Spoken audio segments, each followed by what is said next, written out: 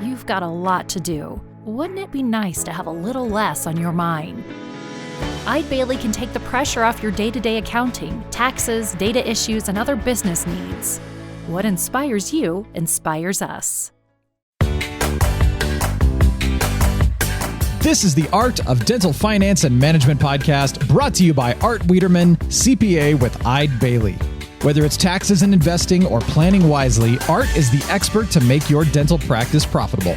At Eide Bailly, what inspires you inspires us. We provide a suite of accounting and advisory services dedicated to the total care of your practice. Visit our website to access our tools and resources tailored for dentists, eidebailly.com/dentist. That's EIDEBAILLY.com/dentist. This podcast is distributed with the understanding that Art Wiederman, CPA, and Eide Bailly, LLP are not rendering legal, accounting, or other professional advice. Listeners should consult with their business advisors before acting on any of the information or opinions shared. If you have questions and or feedback, make sure to email Art over at awiederman@eidebailly.com. That's AWIEDERMAN at EIDEBAILLY.com. You can also give Art a call at 657-279-3243. Without further delay, here's your host, Dental CPA Art Wiederman. And hello, everyone, and welcome to another edition of the Art of Dental Finance and Management. With me, Art Wiederman, CPA. I am a dental division director at the CPA firm of Eide Bailly, and I'm located in Tustin, California, and it's a beautiful Friday morning, and I have a wonderful, wonderful guest, a friend from many, many, many years. Jennifer Tyson is the chief strategy officer at Fortune Management, which is the largest dental management company in the country. And I've wanted to have Jennifer on my podcast for a long time, and she's busy and I'm busy. And I finally got her this morning. And I said, Jen, what do you want to talk about? And she says, I want to talk about keeping the private practice of dentistry going for generations to come. I said, I love that topic. And Fortune Management works with over 1,000 practices across the United States. They have over 100 coaches. It might even be more than that. She'll share that with us. And her insight into what's going on in the dental profession is absolutely golden, important, critical.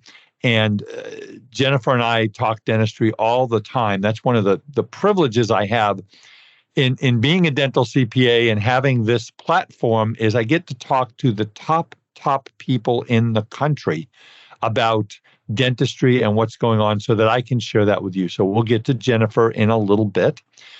First, I want to, again, as I do every show, tell you about my wonderful partner, Decisions in Dentistry magazine, the best clinical content of any dental magazine in the world. My friend Lorraine Kent and her team have a platform with 140 plus continuing education courses that you can buy for a very, very, very reasonable price. Go to their website, decisionsindentistry.com.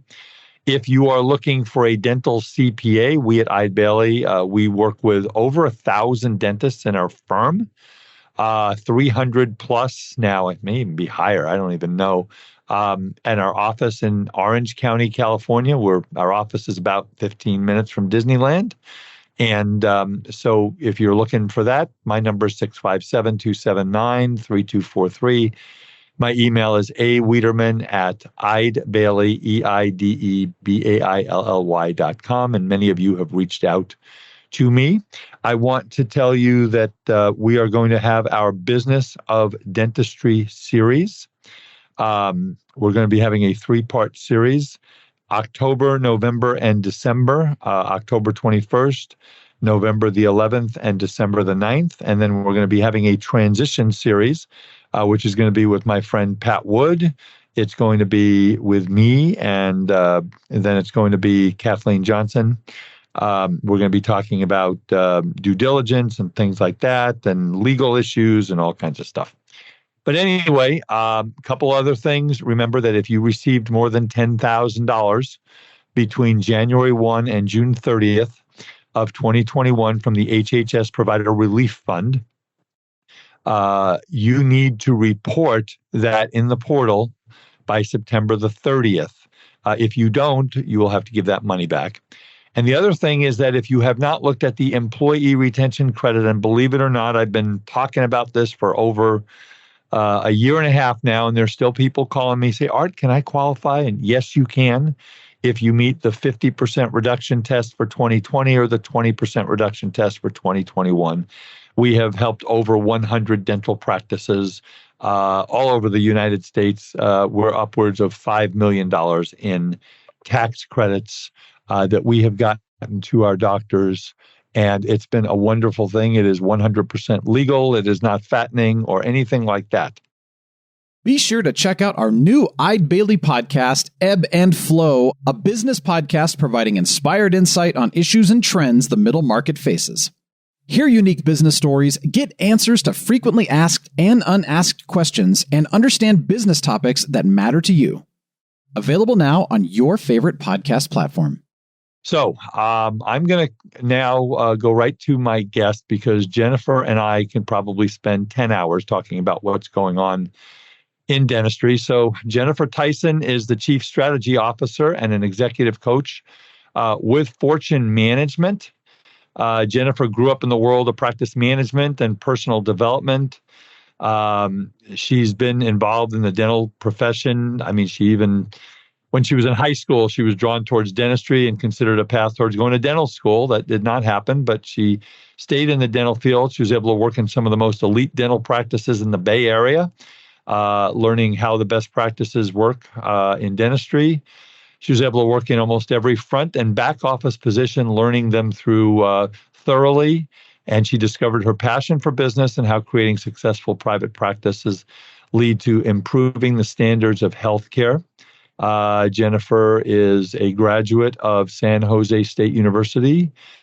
She got her BA emphasis in marketing and a minor in communications. And she actually started working as a marketing consultant for many private practices. And then she came in contact with Fortune Management, which again is the nation's leading and largest practice management organization in healthcare, as a marketing client. And as I mentioned, she's now their Chief Strategy Officer and is involved in all the aspects of the company's growth initiatives and has a lot of really exciting stuff going on. So Jennifer Tyson, welcome to the Art of Dental Finance and Management. Thank you so much, Art. I know this has been a long time coming, so it's great to finally be here. We've been talking about getting on a podcast.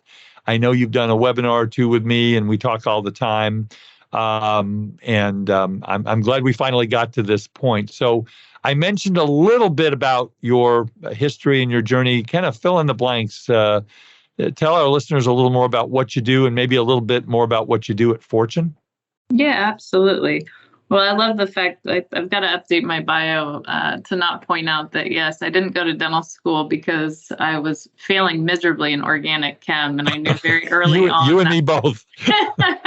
you and me both. That was not going to work for me. I wonder how I graduated college by passing all my science classes. But so I always like to ask people, what did they want to be when they grew up? And my answer was always, I wanted to be a dentist, believe it or not. I actually had an amazing experience as a child going to the dentist, and I just thought it was one of the coolest things. And so, yeah, early on, even in high school, probably under the table, I was about 15, and I was being a dental assistant to some clients, and it was just a phenomenal experience. I loved absolutely everything about dentistry. I loved working in the practice. But I did find myself loving the business side more than I did the clinical. I'm still fascinated by clinical and I stay very close to it. But I really found that, these doctors went all through dental school and they're expected to then own a practice to fulfill their life's dream. And they're given such little training on how to be a business professional. And it really, I'd see fantastic clinicians really struggle to make ends meet. And then others that maybe weren't the best clinicians, but knew how to market and knew how to do sales, enrolling patients in dentistry. And I just really wanted to level that playing field for doctors that really deserve to see more patients. And I could see the dynamics that are in a practice. And so often patients never get past the phone call because they're not handled correctly, or, we're not studying the human nature and making sure that we're building our processes around it. So very fortunate to be a part of Fortune for the last 15 years and even longer, because it was my father actually that started with Fortune over 30 years ago. And so it was really, second nature to me, and being able to grow up around it was a major gift in my life. And, Fortune is different. Fortune allows people to really pursue their dreams in business ownership, but also in their life. And our tagline of extraordinary practice, extraordinary life, we, always say that many people have extraordinary lives. And because of that, we'll have extraordinary practices, but it doesn't always work the other way around. I've seen a lot of people with extraordinary practices have not so extraordinary lives. And that has been a mission of ours, is to make sure that there's a balance of both, and that the way people get into whatever they want as part of their vision for owning a practice, that we help them get there. I just think that is so important. I talk about this, and my listeners know I have two boys, and right in the middle of tax season, I didn't miss one. Well, I probably count on one hand the number of high school sporting events and college sporting events that I missed because I was doing tax returns. And it is just, family first and enjoying yourself, because you don't get a trophy for working the most number of hours. We both know that. So, everybody works hard, and I think you're spot on with that. So before we get into our topic, which is, the private practice of dentistry and what's going on with all that, you guys work with over 1,000 practices, and you're talking to your coaches every day. How many coaches do you have right now at Fortune? I think we're up to a little over 120 on the roster nationwide. Okay, and you work all over the country. Mm-hmm, we do. We're now, almost 2.5 years past the beginning of the COVID-19 pandemic, and we all know what happened there. And I'm not going to go back and revisit that. But where do you see the profession right now? How are your dentists doing? That's a great question, Art. So, I think 2022, looking back on where we've been, right? I think that the pandemic specifically helped practices that were strong before are even more strong now. And the practices that were struggling before, I think, are either struggling more or they found a way to get out. And so it definitely weeded out some of the weaker practices in there, or even just people that were really checking out of the industry. As far as dentistry is concerned, I think we are still so blessed to be in this industry. It is a phenomenal industry. And, if my boys grow up to choose to be a dentist, I'd support them 100%, because I still think it is a phenomenal industry to be in. With that being said, on the terms of private practice, and honestly why my passion has changed towards preserving private practice, is because there are several headwinds that are hitting private practice owners right now. And a couple of those that I know every practice, not just private practice, is facing is the war for talent, right? So yes. We've had a major shift in our culture, in our environment right now, of people working from home, people realizing that they can maybe live off of less, having that life balance conversation. And, some of it's maybe even burnout too, right? And so there's a massive challenge with the war for talent. And the reality is that 50% of dental are full of part-time people. And that's really, really hard to depend on. 20% of a practice staff changes annually. So, those are big statistics to build a practice on in dentistry and really, really difficult. More than 50% of the dental students now are being hired by DSOs. That also causes a massive headwind for private practice. So I think war for talent is a really big headwind right now. And I think there isn't any practice I know that considers themselves not looking for at least one position. I think, another big one right now, and obviously this is all over the country, if not the world, is the increasing costs of just about everything. So whether it be student debt or actually acquiring a practice or starting up a practice, if it's increased costs of payments, increased costs of supplies, everything has gone up. And so that everything's gone up except maybe the cost of dentistry itself, right? How often are our practices really keeping healthy fee schedules? I know ours are in our fortune system because they are required to, we make them. But, a lot of practices, it's not uncommon for me to walk into a practice, especially a 15, 20-year practice, and they've never adjusted their fees. And that is really, really hard to keep up with everything else increasing. Well, I'm glad you bring that up because this is going to get us into a conversation. And, one of the things that you and I have talked about and are passionate about is what's going on with insurance reimbursements. And I have seen, Jennifer, many of our clients are having a change in their feelings about their relationships with insurance. And, with this pandemic, and they're seeing their costs go up. What kind of you're a businesswoman. What kind of a business model happens in a business where your costs go up and you can't raise your fees or your revenue source? That's what you have in this situation. So let's start that conversation. Are you seeing dentists change their feelings about relationships with insurance companies? What are you seeing out there in that marketplace?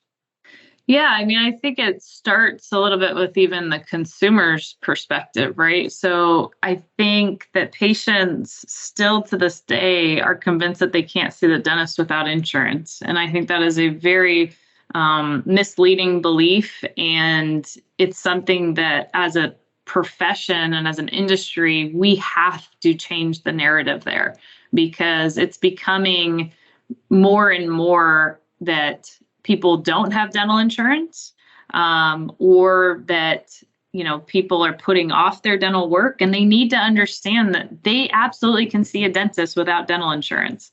And it's our job as the profession to make that even more appealing and more affordable to make sure that our dental practices have the right payer mix. So if we're looking at, the mix up of a practice and how they receive money, it's not necessarily the patient demographic so much as it is your actual payer mix. And sometimes we will look at a practice and, those checks that they receive or the W-9s that they get or the 1099s they get from those insurance companies, those are their clients. They're receiving a healthy amount of money from those clients. And one of the first things that we look at is, what is your diversity with your payers? Are you 30% with one carrier? Are you 50% with one carrier? Or are you 80% with one carrier? That can really dictate how successful and also the strategic moves that you have moving forward.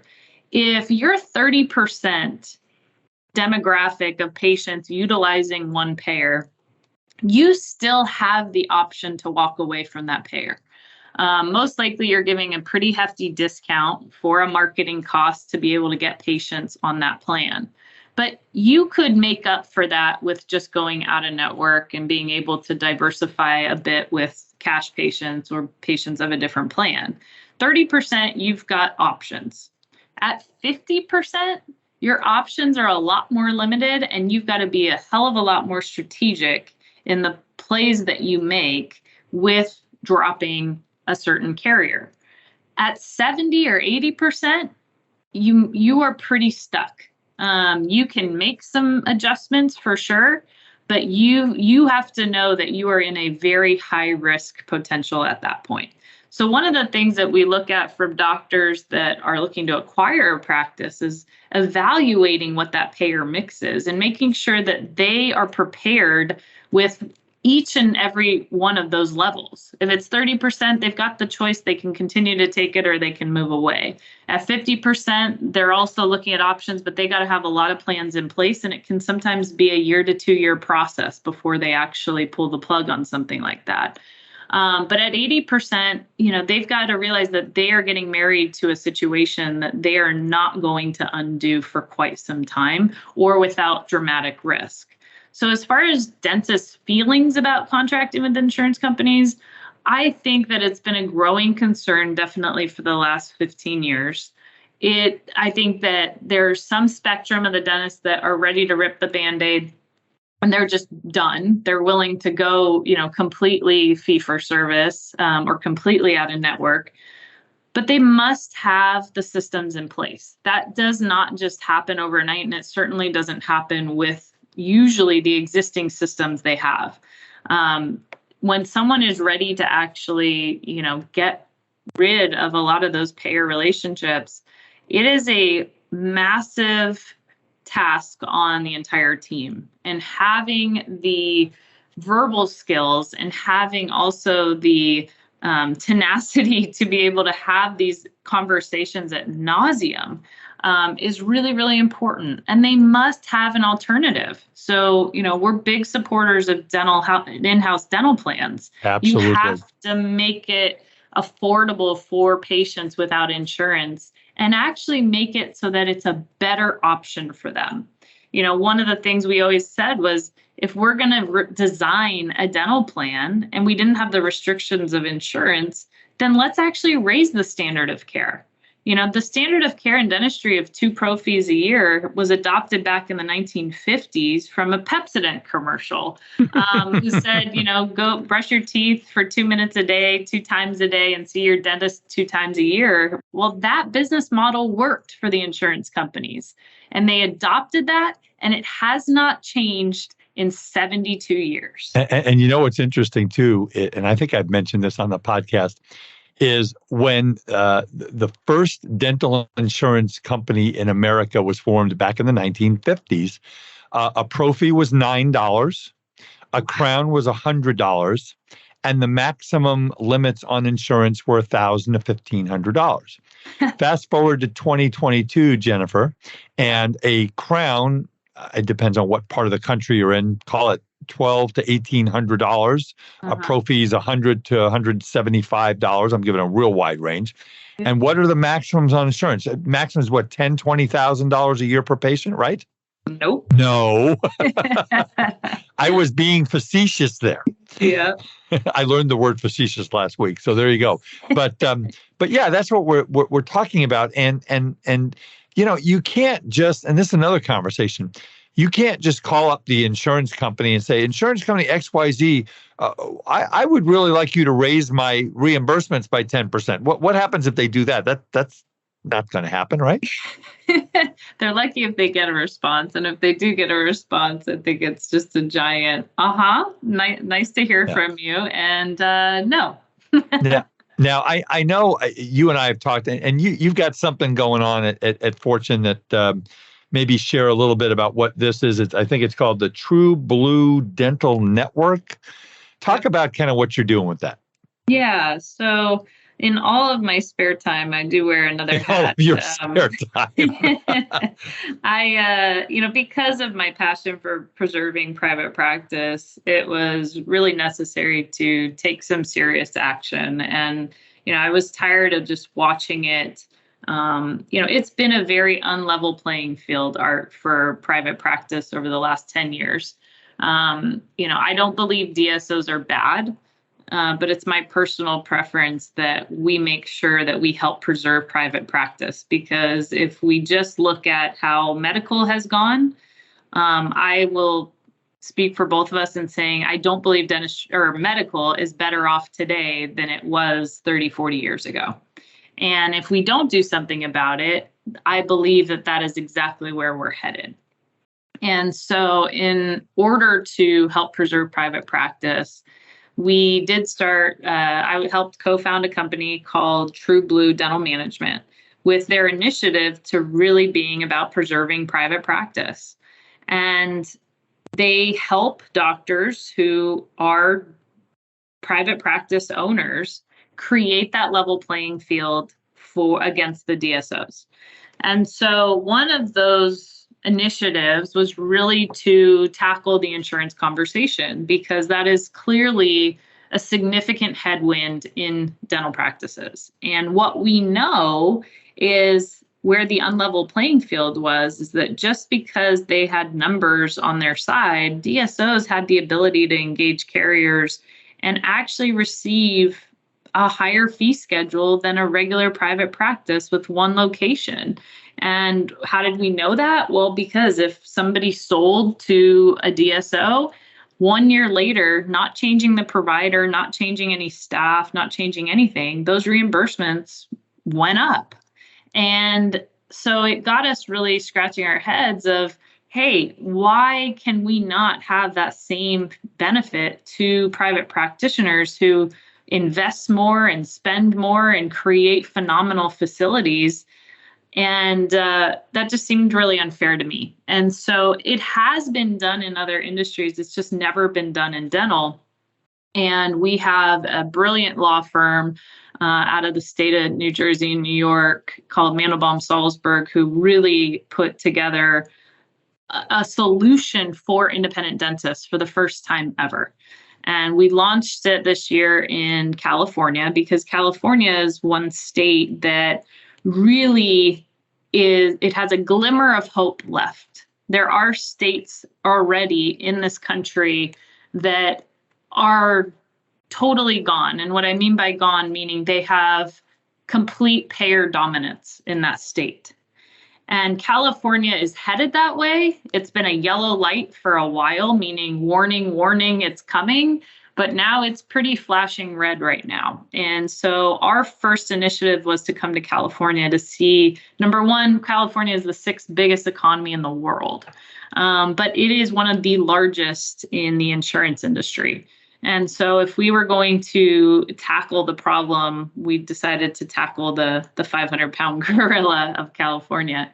And what the insurance dental network will allow private practitioners to do is to sign on to be in the dental network and allow the dental network to engage the carriers on their behalf.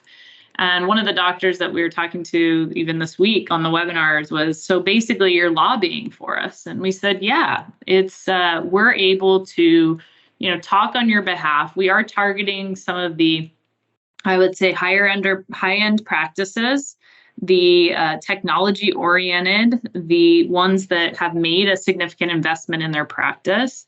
And we're making a case that we have doctors all across the state that make up some of the best in California. And we will engage those carriers requesting fairer and fuller value for the service that they provide. And we're very excited about it because it is the best solution that is out there. And it is the only hope that our private practices in California have to really taking a stand for themselves. And after California, we'll go on to other states and prove the model, but we're excited to share this innovation with the industry. So how would somebody get information about this? They could go to truebluedentalnetwork.com. This definitely is a very exclusive offer, so it does require a conversation, and we will be having more webinars coming up. But I would go to the website, fill out a contact form, and we can let them know what the next steps would be. So at the end of the day, folks, I have a saying that I've used for the last 3.5 years on this podcast and on this platform. My life is a math problem. Now, not all of it. I guess when it comes to my golf score, that's a math problem too. But the fact is that it's a math problem. And if you are receiving X reimbursement from, being contracted with an insurance company, and you can now receive X plus whatever the percentage is on a positive note, that 100% drops to your bottom line. And I mean, Jennifer, you're a businesswoman. There's no overhead when I can get an increase in my reimbursement, right? Correct. Yeah. So that drops right into your pocket, right into your retirement contribution, right into your ability to pay your rent on the building that you own, right in your ability to take an additional income and fund a college fund for your children. I mean, those are the types of things. So that's exciting, and I'm looking forward. I look forward. I work with all kinds of companies in dentistry. I know everybody. Well, not everybody, but a lot of people. And anytime anybody tells me, folks, that I've got something that can help my dentists be more profitable and have a better life and a better practice, I'm going to listen. I'm going to tell you about it. Okay. And so that, Jennifer, that's wonderful. I'm looking forward to kind of following what goes on with this, because I know that you're kind of in the beginning stages of this right now, right? That's true. Yeah, we have just launched it in California, and we're moving quickly. So we'll have some updates here for you soon. So do you have a number or an email that someone, if they wanted to contact you, could do, or they should just go to the website? Yeah, I would just recommend going to the website. And I should mention True Blue. We made it really difficult on ourselves, and we have no E's in it. So it's TRUBLU and then dentalnetwork.com. So True Blue without any E's. Well, that's your marketing yourself, and you're branding yourself. So you're doing all the things that you teach your dentists to do. So, all right. So again, and again, doctors, there's all. And I just want to touch on this, and then we'll move on to some other topics here. So if notwithstanding what you were just talking about with your True Blue investment and product that you're talking about, is if a doctor wakes up one day and just says, "I'm tired of this. Fortune, Jennifer, help me change my relationship." I mean, give a little bit of a, kind of, it's not something you walk in Monday morning and say, "Susie at the front desk, I want you to write a letter to all the insurance companies and we're going out of network." That's not how we do it, right? No, that is not how you do it. And I definitely recommend, working with a professional to create a strategy and a game plan to tackling this. And like I said, this is not a decision that you make in a silo. It requires the entire team to be on board with this, because the doctor isn't the only one having the conversations with the patients. It's everybody in the team. And everyone has to be in complete chorus on what they're saying, how they're saying it. We usually give advance notice to the patients and start those communications sometimes up to a year in advance before we actually disconnect from the carriers. Because the reality is once you let the carriers know, they're going to let the patients know immediately. And it won't be a letter that says, "Hey, you should continue going to that doctor." So you have to have your ducks in a row. Absolutely. And, there are professionals out there, including ourselves, that do this day in and day out. And you don't have to recreate the wheel. You can get from A to point B much quicker and probably much more effective than if you were to try and do this on your own. When I did my lecture, Jennifer, at the Academy of General Dentistry meeting back in the end of July, I did some math, which I'm required by law to do in these lectures. And I took 3 codes and one hypothetical XYZ insurance company. And I said, if you had a certain number, if you lost 50% of your patients, you would break even and work half as hard on those 3 procedures on one insurance company. If you were able to retain 80% of your patients, then you would make, just on those 3 procedures with that one insurance company, it was over $25,000. And you and I have both seen doctors who have methodically made that decision, if it's the right decision for them, and they do it right, and they do it by working with a professional, and they make a lot more money, don't they? They absolutely can. And I think you targeted something really important. If it's the right move for them, right? There is no preconceived notions on how to be successful in this industry. There's several different ways. We have so many various different visions that we've seen come to life within our practices. And no practice is really the same. And so why? Because no owner is the same. No provider is the same. And so once you've made that, gut check of, hey, what kind of practice do I really want to run? Because it can vary. You can have a boutique practice. You can have a very large scale practice. You can take no insurance. You can take all insurances. You can work 3-4 days a week. You can work 7 days a week. So there's so much philosophical engineering that has to be done on the vision, and then really looking at the actual strategy and tactics to getting there. And so if you find that that is something that you want to gravitate towards, absolutely, you can make it successful either way. There's plenty of doctors that make it successful with insurance, and there's plenty of doctors that make it without. It's honestly a personal decision at the end of the day. And that's why it's so important, folks, to have a coach who's been with thousands of practices, hundreds of I don't care. I mean, it's, you guys, Jennifer, have helped hundreds, maybe thousands of dentists over the years change the relationship if that's what's right for them, right? Right. Absolutely. Yeah. All right, let's get into the next elephant in the room, which is you had mentioned DSOs.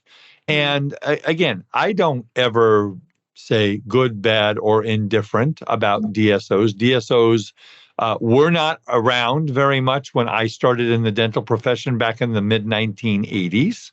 And they have evolved, and now they are a part of dentistry. They are anywhere between, as far as I know, 20 to 30% of the dental profession, depending on who you talk to. And they are basically, I am seeing more activities of large dental service organizations and groups coming to my clients and your clients and saying, hey, why don't you join us? So I'm sure that you've gotten lots of your coaches who get the call from their long-term clients of Fortune and say, hey, I got this call from so-and-so, and it sounds really good, and I really think I want to do it.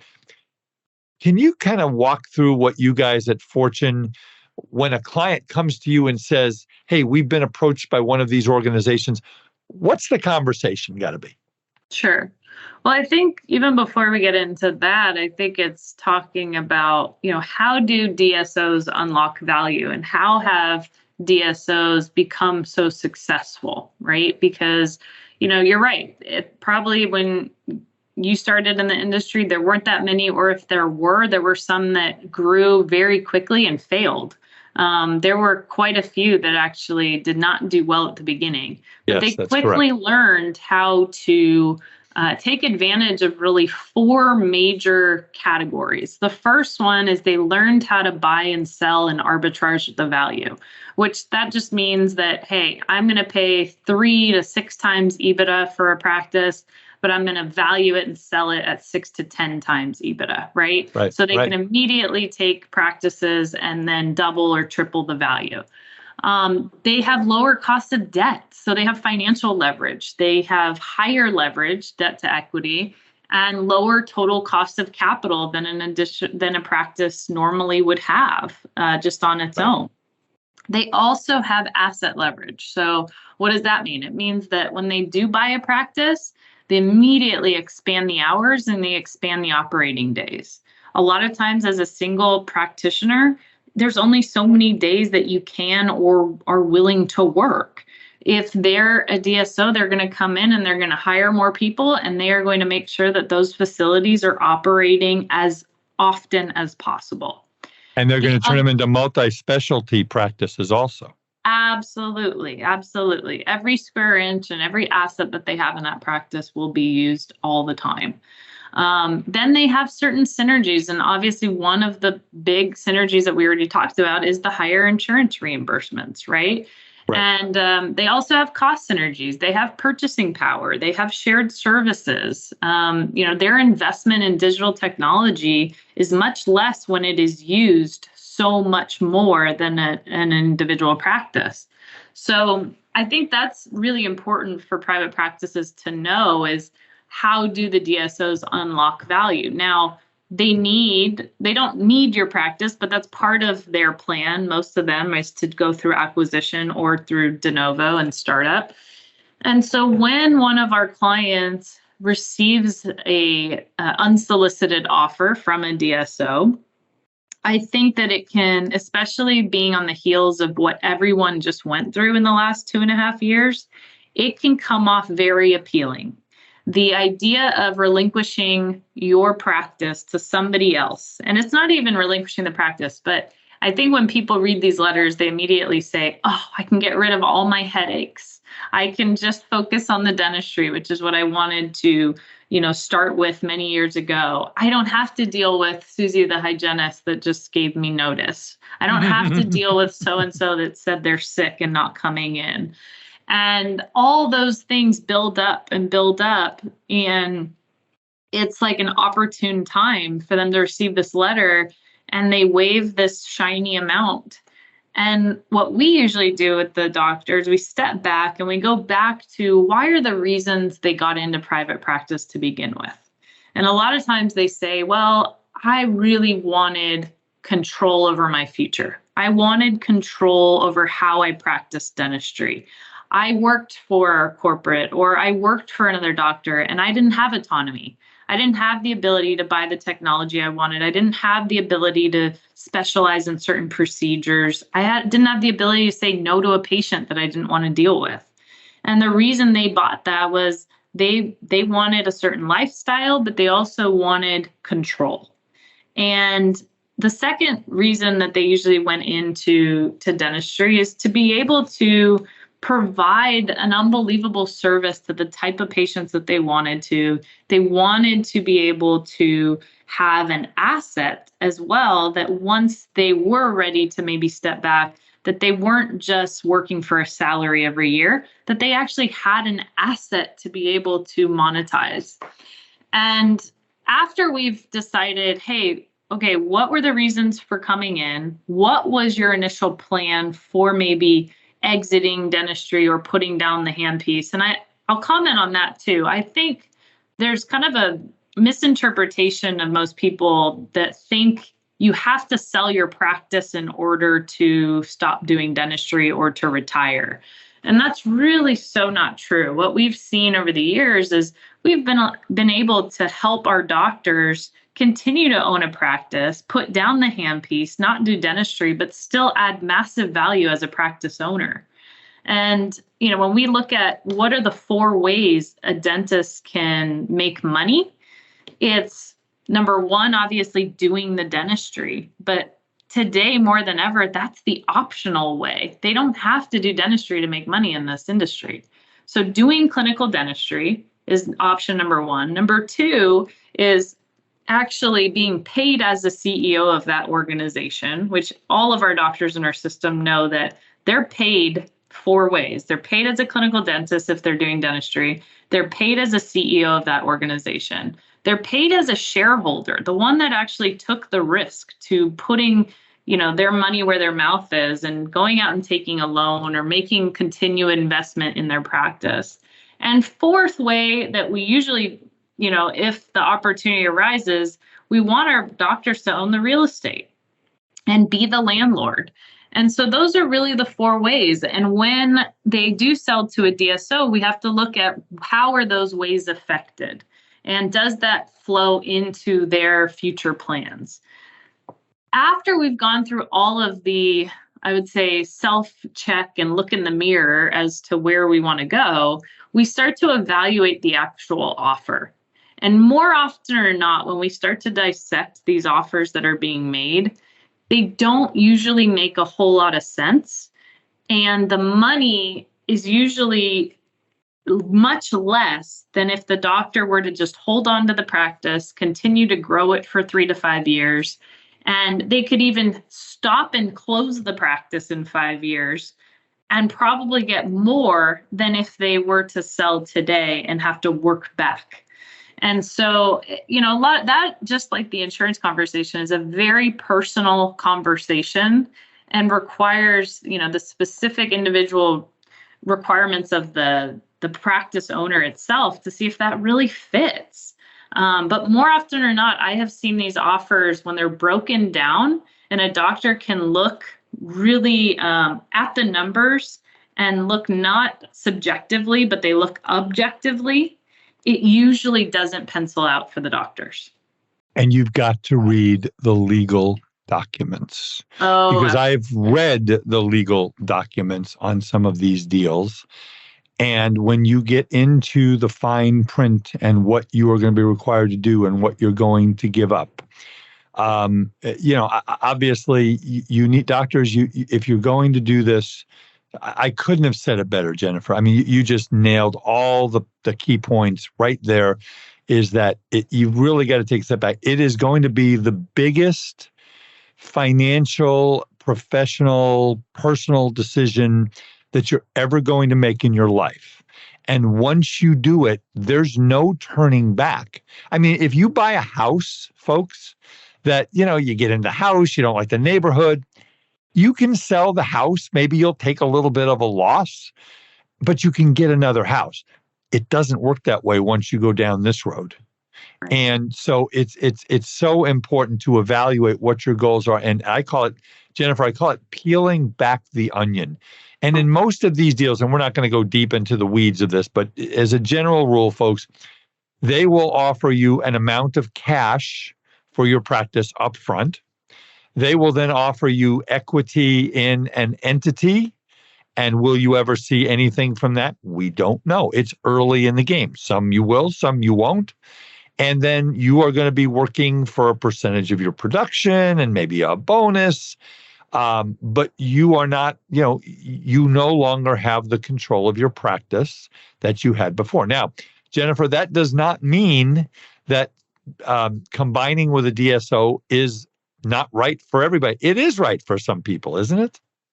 Yeah, I think that there absolutely is a scenario where it makes a lot of sense, and depending on the offer and depending on the, where they are in their stage of life, I think is really huge as well, and how much risk appetite they have.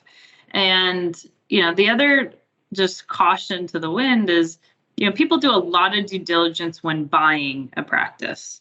But very little due diligence do I see happening when people are selling a practice to a DSO or any kind of organization that's going to require them to roll over a portion of their equity. And that's always mind-blowing to me, is when we do work with practices that are looking to sell, how the other party, when we make a document request, like we need to see your financials, we need to see, basic things to do financial due diligence, they reply back often saying, oh, we've never had anyone ask us for that. That's crazy to me, that you would make that kind of investment and not know everything there is to know about that organization. And, it's just, there's a lot more to it. And I think that the financial savviness needs to be raised to a whole new level, because this is a different ballgame, and they're not selling to other dentists. They're selling to private equity firms that do this for a living, day in and day out. And so just make sure that you're armed with a team of professionals that do this kind of stuff. Like you said, read the legal documents. I know plenty of doctors that read the legal documents, but don't necessarily know how to interpret it or know what it means to them. And so making sure that they have a legal team, they have their CPAs, they have an executive coach that really makes sure that this truly is what it seems to be, and that it is what is right for them. And here's the last thing, because I want to move on to a couple more things before we have to end our time, which I hate doing with you because I love talking to you. But here's the thing.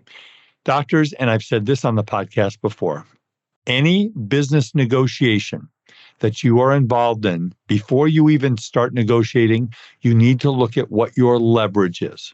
And for most of you out there, your leverage is you don't have to sell your practice to anyone. You can continue working your practice. You can continue to grow your practice, to become a better clinician, to obtain better verbal skills, to train your team.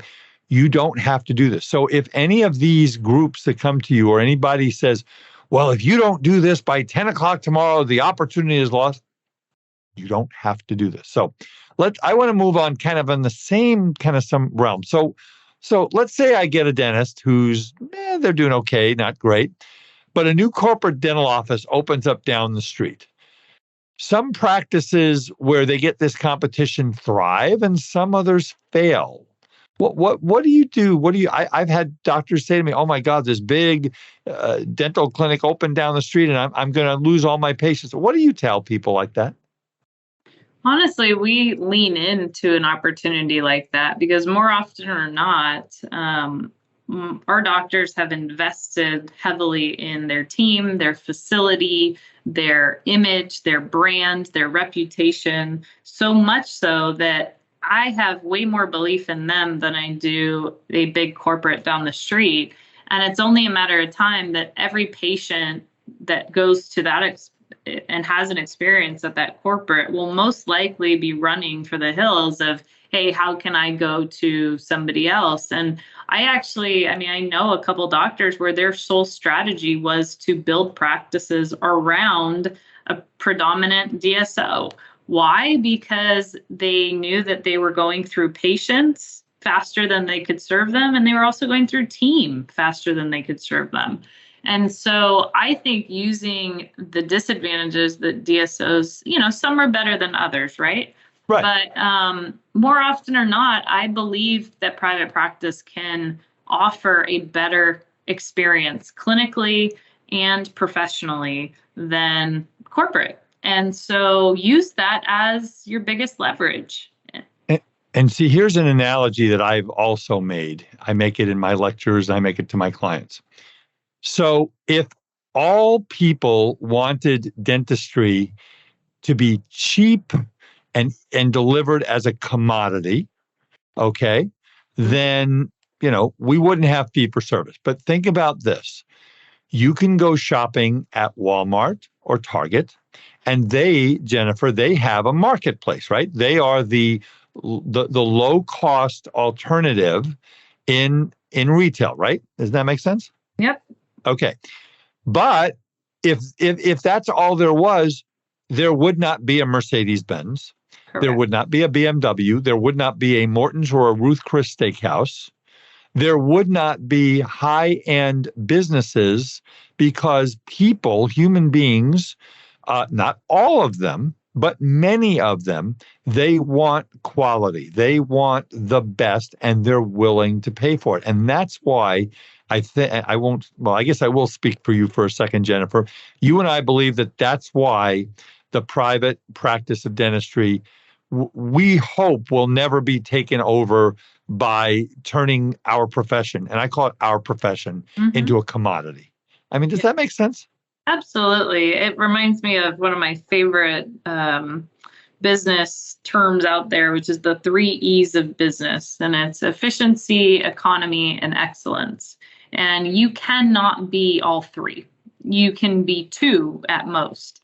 And the way that I always coach my practices is, depending on whichever 2 you pick, whether it be efficient and excellent or it be efficient and economic, it doesn't matter. You'll be successful at both. But what tends to happen is in private practice, they do go on excellence and they do go on efficiency. And when they try to also be economical is when it usually fails. And so, you look at Mercedes-Benz and BMW and, all the nice brands that you mentioned, they've kind of gotten into their lower entry point models, but they'll still tell you they don't sell as well as their higher end models. And I think that any of those brands, they exist for a reason, but they are for those excellence and for the efficiency. And there's a market for all of it, but you cannot be everything to every person. And the sooner that practices understand that, it's a part of their brand, it's a part of their image, it's a part of their vision, the more focused they can get, the more accurate and more likely they will be to arriving at that destination. And this comes into something else that you guys at Fortune, I know, talk about, is called culture supersedes strategy and likability. And the fact is, let's talk a little bit about leadership. And if a doctor is just like, oh God, Jennifer, I can't be a leader. I do dentistry. I don't know how to communicate that to my team. I don't think it's that hard, to be honest with you.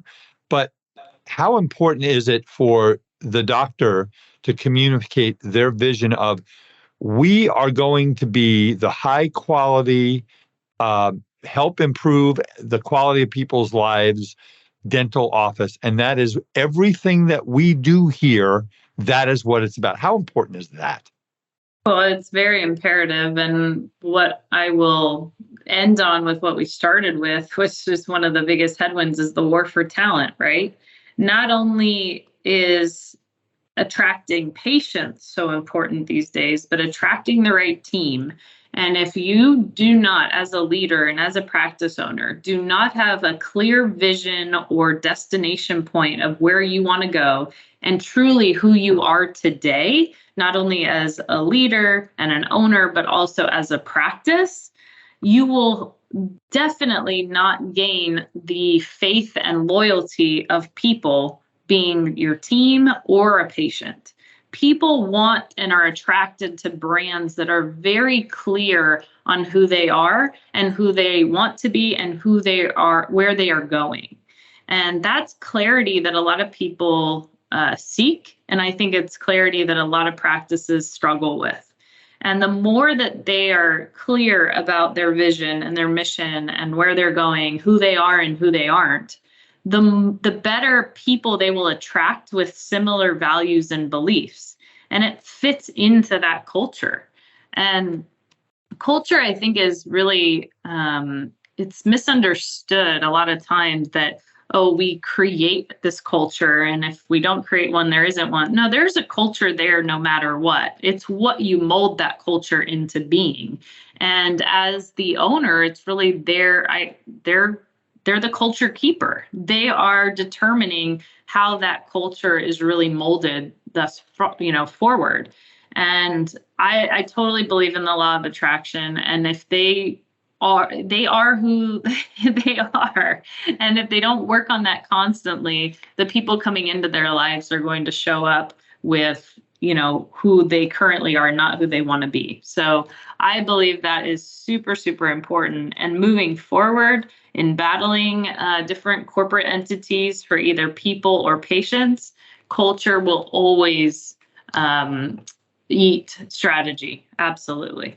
And the thing is, doctors, I'm a broken record. I don't apologize for it, because this is the message that is my legacy to deliver after 38 years in the dental profession. Is, as a leader, you set a vision. Do you have all the answers? No, you don't.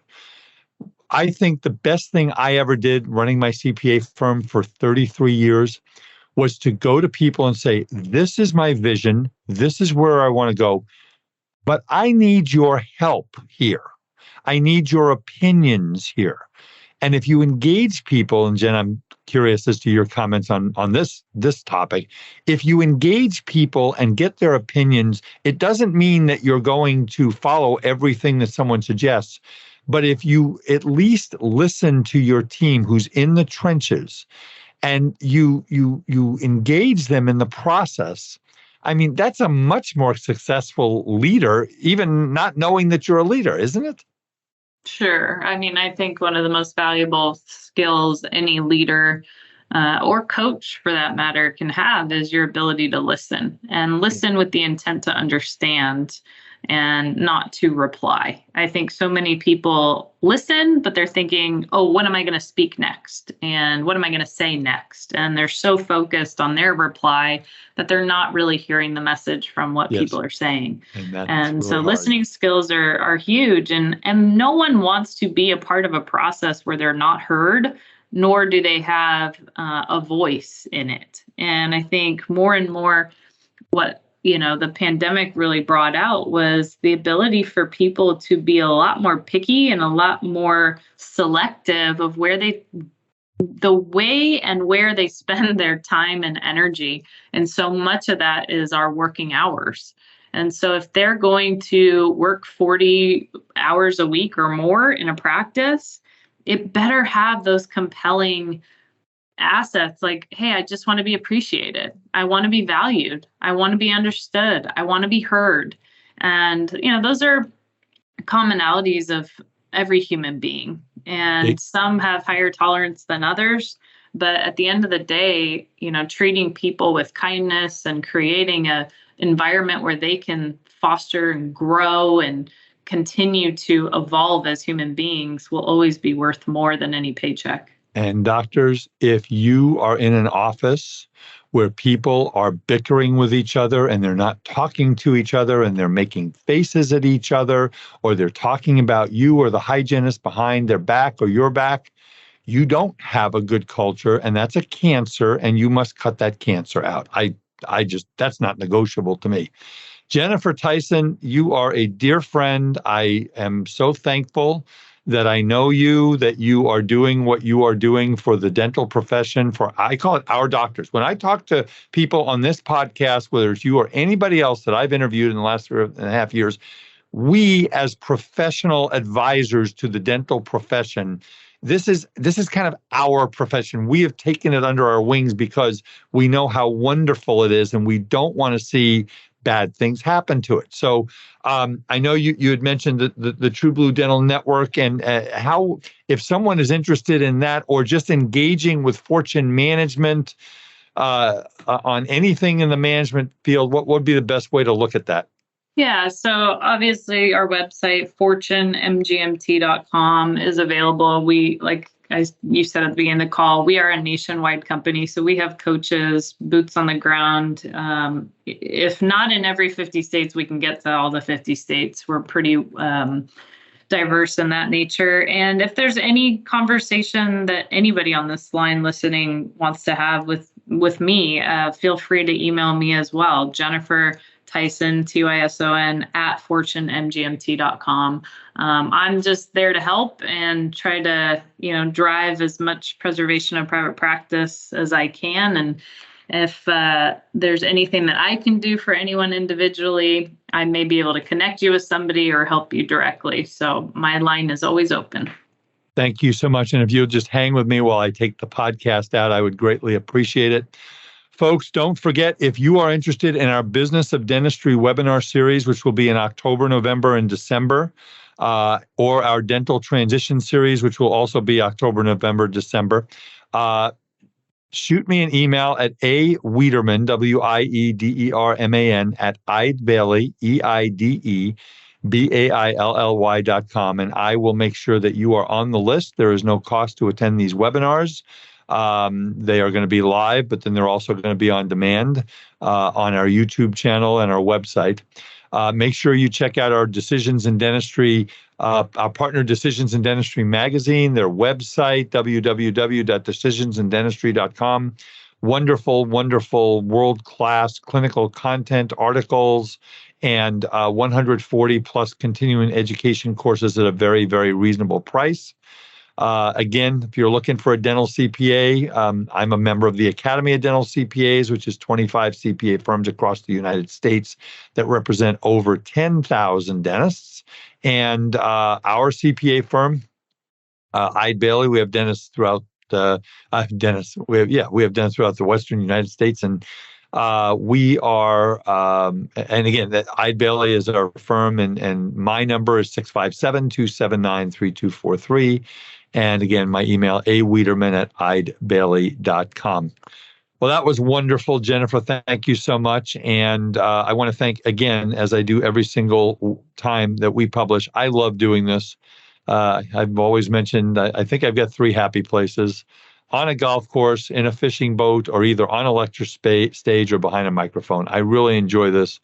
I hope I'm giving to you some tools that you can use to help make your life better. We're all only on this planet for a certain number of days, months, years, and we all want it to be really, really good. So please continue to listen to the podcast. Please tell your friends about the podcast.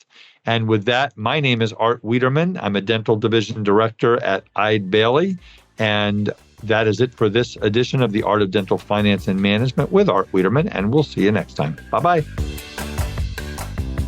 Thank you for listening to today's episode of the Art of Dental Finance and Management podcast. Be sure to subscribe wherever you listen to podcasts so you never miss an episode. The Art of Dental Finance and Management podcast is produced by Eide Bailey in partnership with Art Wiederman, CPA, Decisions in Dentistry magazine, and the Academy of Dental CPAs. For audience questions and feedback, email Art Wiederman, awiederman@eidebailey.com. That's AWIEDERMAN at EIDEBAILLY.com. Or you may call Art at 657-279-3243.